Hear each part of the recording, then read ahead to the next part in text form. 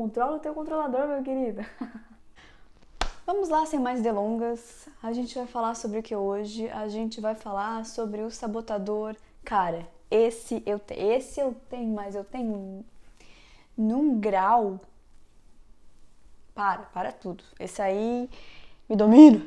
Minha gente, olha, pensa num trabalho que esse bichinho me dá, que você não fazia ideia.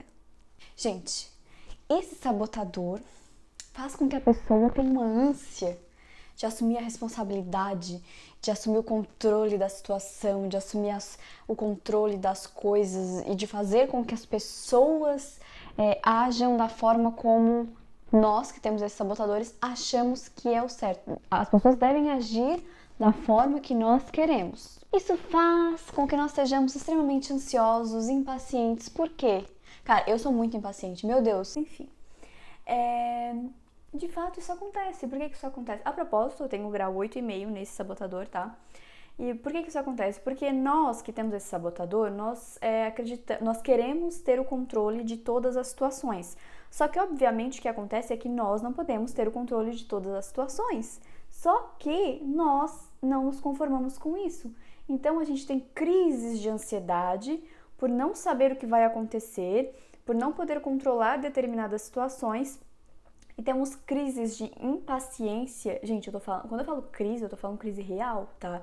Eu já fui parar no hospital por ter crises de ansiedade, tá? Eu sempre tive muito problema com ansiedade, dores no estômago, dores de cabeça, dores nas costas, vômito em função da ansiedade. E com relação à impaciência, é porque a gente quer que as pessoas façam as coisas do nosso jeito. Só que é impossível, porque cada um tem o seu jeito, né?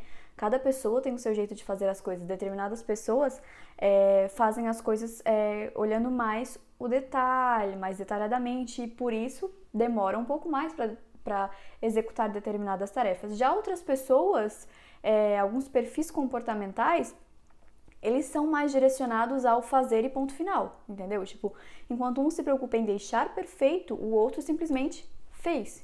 Eu fiz e pronto, é o que pediram pra fazer, eu fui lá, fiz e pronto. Talvez não esteja perfeito, mas está feito, entendeu? Então, é uma questão de não entender que cada pessoa tem o seu tempo, cada pessoa tem, né, o seu jeitinho de fazer as coisas. A gente quer que todo mundo faça do nosso jeitinho, não é assim. Paciência é um exercício diário, é melhorar todos os dias, hoje ser melhor do que eu era ontem. Outras características que nós temos é que nós somos determinados, somos confrontadores e somos diretos. Vou abrir um parênteses aqui para as minhas amigas que me chamam de cavala, né? Porque elas dizem que eu não sou delicada, mas olha aí, gente, ó, o meu sabotador. É meu sabotador agindo com vocês, é meu sabotador falando com vocês. Eu preciso controlar mais isso, preciso mesmo.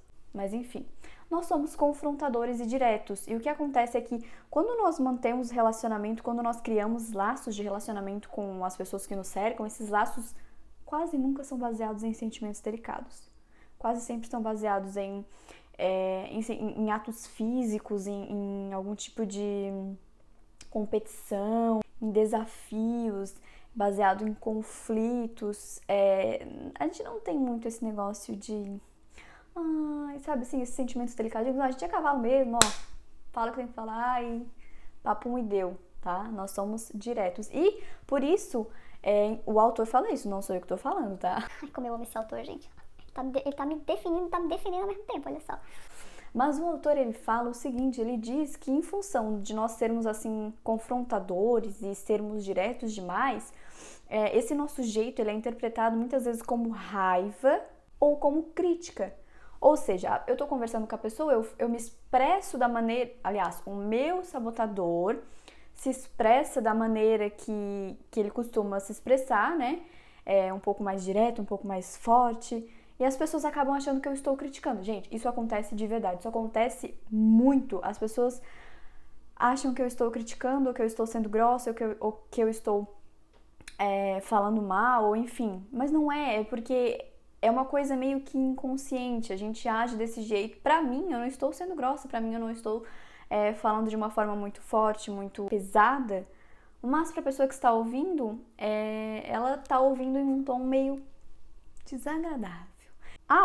Outra característica que nós temos também é que a gente não entende, a gente não entende como as pessoas se sentem magoadas ou como as pessoas ficam magoadas por causa de alguma coisa que a gente fala. Porque como nós não temos esses sentimentos mais delicados, esses sentimentos mais leves, mais sutis, a gente é na base da porrada mesmo, a gente é mais grossa, mais vai falando, a gente acaba não entendendo que as outras pessoas não são assim. Por quê? Porque a gente quer controlar tudo, a gente quer controlar inclusive os sentimentos e emoções das outras pessoas. Gente, pelo amor de Deus, peço aos meus amigos que me perdoem, porque eu tô me sentindo culpada por causa das coisas que eu falo, do jeito que eu falo as coisas. Só que aí nós temos um ponto que na minha concepção é positivo, não sei na de vocês, mas na minha concepção é positivo, inclusive o autor que fala, tá? Não sou eu que tô falando, mais uma vez só pra enfatizar, que é o fato de que nós gostamos de tirar as pessoas da zona de conforto. Nós gostamos de confrontar as pessoas, desafiar as pessoas, fazer com que elas saiam da zona de conforto delas e que elas façam mais, façam melhor e evoluam. Talvez porque a gente quer que as pessoas ajam do nosso jeito e para isso elas precisam sair da zona de conforto. Pode ser por esse motivo, mas até que provem o contrário, isso é um ponto positivo. Eu tô te tirando tu da zona de desconforto, hein? Tu quer ver um controlador ficar faceiro da vida, ganhar a vida, ficar feliz que é uma codorna pulando? É tu dizer pra ele que ele ultrapassou todas as possibilidades, que ele foi além da probabilidade, que ele fez o que as pessoas disseram que ele não faria, que não seria capaz e... Cara, isso aí pra mim é vida. Pra mim é vida. Pra quem é controlador, isso aí é vida. É música para os meus ouvidos, quando dizem assim, Nossa, cara, tu fez negócio, cara, não achei que fosse dar certo. nossa senhora, meu Deus do céu, fala pra mim que eu fico faceira. Nós somos estimulados por conflitos, meus queridos. Meu pai sempre dizia, dou um boi para não entrar numa briga, mas dou uma boiada para não sair. Essa sou eu. Gente, hoje eu melhorei demais. Hoje eu, assim, tenho filtro, mas teve uma época na minha vida que, olha, quem me conhece sabe aí da briga de canivete. Gente, eu já briguei de canivete na escola. Isso ficou pra história. Cara, eu adorava um conflito. Tinha um conflito, tinha um negócio ali... Era eu. Eu tava lá, eu tava falando, até puxar coisa que não era minha, coisa, problema dos outros, problemas alheios, eu puxava pra mim, eu já defendia, eu já saía ali, ó. Cara. Ai, meu Deus, que vergonha dessa fase da minha vida. Me desculpem todos aqueles com quem eu briguei, discuti, sem noção nenhuma. Mas faz parte da minha história, construir a minha personalidade. Mas enfim, nós somos estimulados por conflitos e somos conectados por meio dos conflitos, meus queridos. Tipos de pensamentos e frases que nós, controladores, temos. Um bastante importante é o fato de que a gente acredita que a gente está te fazendo um favor se a gente está assumindo o controle, que a gente imagina que as pessoas querem que a gente assuma o controle das coisas. E é como se nós estivéssemos fazendo um favor para as pessoas assumindo o controle. Uma outra frase é a seguinte: ninguém me diz o que eu tenho que fazer. Eu faço o que eu quero, o que eu sei que eu preciso fazer e ponto final. Ninguém precisa estar me dizendo, ninguém precisa estar me orientando, porque eu sei o que eu preciso fazer. Eu tenho controle sobre a situação. Outra coisa, a gente pensa assim, se eu trabalhar bastante, se eu me dedicar bastante com afinco aquilo que eu quero, eu vou conseguir fazer com que as coisas transcorram da maneira como eu desejo e eu vou conseguir chegar onde eu quero, independente de qualquer coisa. E eu acho que isso é verdade, né? Mas, vai saber. A mentira que esse sabotador criou quando tu era criancinha pra ficar ali dentro de ti se fingindo de amiguinho. Temos 3 mentiras. A primeira delas é, ele diz assim no teu ouvido, olha, sem mim você não consegue fazer muita coisa. Essa é a primeira mentira.